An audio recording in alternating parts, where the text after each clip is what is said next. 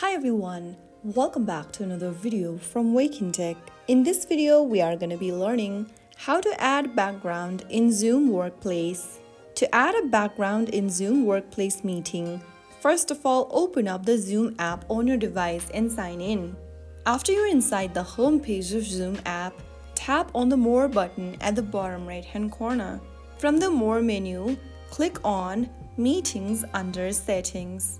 Now click on Backgrounds and Effects.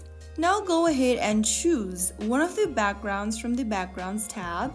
It is available right underneath the Backgrounds window, and after making a selection, you will then be able to add a background on Zoom meeting. Make sure that your background is clean, or you can also use a green screen for better results.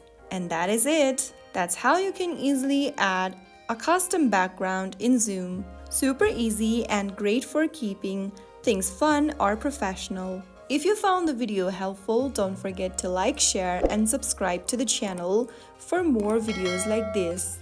I'll see you in the next video. Stay tuned. Till then.